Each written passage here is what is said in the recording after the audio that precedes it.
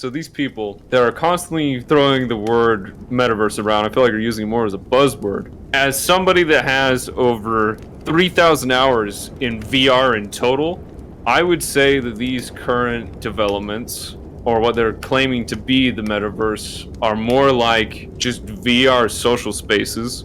They're proprietary and not open source. And if you wanted a metaverse, a true metaverse, you would have to have something where everyone can have like their computer set up with a server on it, essentially, and they can program their own logic to their worlds and avatars and whatever else. I would say the closest program we have right now to a metaverse would be two things: VR chat, kind of. A lot of caveats, and I'll go back to that. But there's one called Neos VR. In my opinion, if there was to truly be a metaverse developed, it would most likely come from something very similar to Neos or Neos itself. Because Neos VR, essentially the way it works is everyone can do what I said, like have a server of your own built on your computer, have your own logic to the worlds and the avatars and to everything else on it. And I think that is what the metaverse should be or will be. Something where anybody can do anything they want without any restrictions, without any companies overhead. You know, that's what a metaverse would be. It'd be something organic, it'd be user created.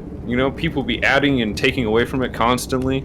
Who serves it peer-to-peer, or is there a login server that has... It would be probably a mix of both. What I think it would be, if it was going to be a login space, right? Let's go with that. I would say they do kind of what they do with VR chat right now, where there's certain perks to being like a community contributor or whatever they call it now, like VR chat plus, essentially, where like, oh, you know, you pay like $5 a month to get these special perks or whatever, like, oh, you know, you get X amount of extra avatar spaces or X amount of extra like cloud storage, and that would fund it, in my opinion. I'm still having an issue with making a certain correlation. So what is the difference to a quote-unquote metaverse to a game like Second Life? You're essentially putting your money into a service, you know, acting out what you would like to, essentially. What makes the metaverse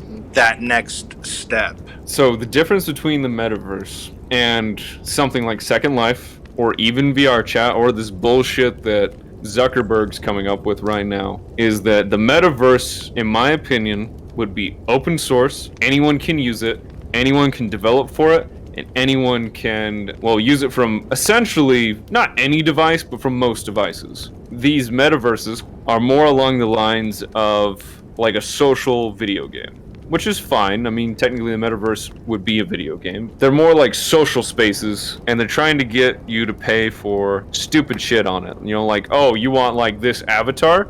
We'll pay like $20. Yeah, like how would it make sense for somebody like Snoop Dogg to spend 400 grand on something virtual? You can basically consider Bitcoin to be the same thing, right? Being a virtual currency. This is a commercial space. That's why. So, you know, if something is going to be served on the internet, there's a cost. Someone's going to run a server. What these guys are participating in, that's a commercial VR base. It's a lot different than like who's paying for it. Like it's obvious it's a huge scheme. If you can get brands to take out ads and billboards in these VR spaces, it's already funded. And now it's just you get eyeballs in there, it becomes a whole channel, right? But the organic VR space, which is just users contributing, and that's what the brilliance of the branding on behalf of Facebook was. They changed their name to Meta. They're co-opting the brand and becoming the Q-tip of VR space with Metaverse. It already exists. So now they're Meta, and every time someone says Metaverse, they're going to think right away of Facebook. What creates the value, though? The value of the metaverse or the value of the, what I want to call the cuckerverse? The I'm investing 400 grand into something, insert here. He can promote his brands and investments and businesses there. They're all networking in there, but that's paid for up front. You know, that there's no secret like where's the money made. You know, they're making the sausage right up front. I'm confused as to how the free versions work. What server does it run on? Who pays for that server? So with the Facebook one, it's definitely going to be Facebook that runs it, and I can see them doing one of two things: either funding it through overt advertisements, which they're already planning to put onto the Quest 2s and the Quest 1s, I believe.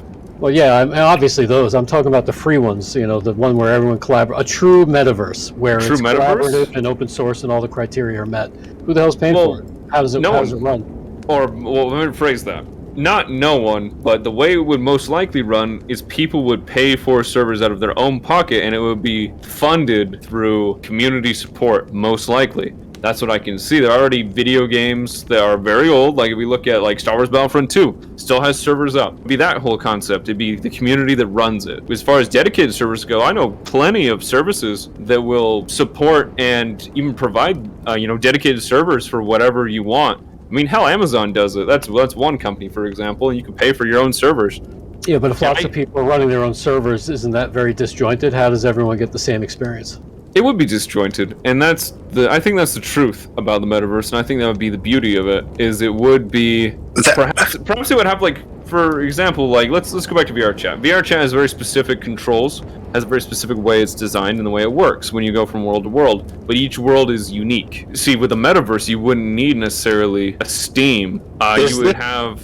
Is this all interconnected? Yes. Like, I'm thinking as if it's a streaming service. Like, there's different streaming services. Would there be different metaverses? Everybody's interconnected. You just connect to whatever central server or... In my opinion, if we had a true metaverse, it wouldn't be multiple. It would be one, but all of the quote-unquote smaller metaverses would be connected.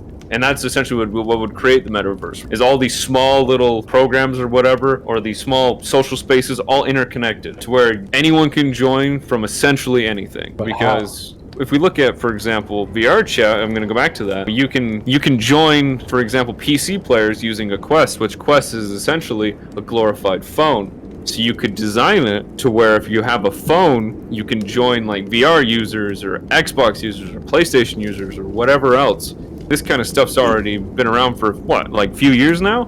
Oh, so basically a low-res lobby, and then... Yeah, and then you have like the high-res lobbies for like PCs and stuff, so everyone could still join like the lower-res lobbies or whatever, and then you'd have like the exclusive lobbies to like whatever else probably. Like, obviously you'd have PC exclusive lobbies, because PCs will always be far more powerful than consoles or a phone. Chat room, and then from the chat room, that's used as a lobby to decide what server you want to load into, and then you start to share files with a very specific, unique set of users. I was picturing the metaverse being something more like everybody's logging at the same, like a massive game where everyone anywhere is seeing the same thing. See, I don't think that would be necessarily plausible. I don't think that'd be very plausible in my opinion. I mean, like, okay, don't get me wrong, I think you could do it, but I feel like it'd be niche, because the true metaverse experience wouldn't be like, oh my god, look all the way over there, you can see like this person doing this crazy action. It'd be more like everyone joining small little interconnected communities and stuff, and being able to freely go between, worlds and areas. Alright, so all you really need is a browser, and everyone has their own channel, as opposed to like the Facebook version, which is one big ass channel. It's like a huge movie screen, a billion screens on it. If we take it from that perspective, each channel would have a very like similar structure, but unique in its own way. And I believe that's how the metaverse would actually work, because this whole idea that Zuck is trying to do, it's not a metaverse. It's, like I said, it's a social VR space, and we already got that with VR chat and Neos VR and all the other bullshit new VR games or social experiences that come out. And the problem with these is these places are owned by one company, and because of that, these companies tend to neglect the games very heavily. For example, VR chat, when I was heavily into it, there were a lot of very blatant issues with it, and the reason people stayed around was because there was nothing else available. I mean, even Neos VR pales in comparison to the user base that VR chat still has. Unfortunately, VR chat is the golden standard if you wanted to talk about anything similar to a metaverse.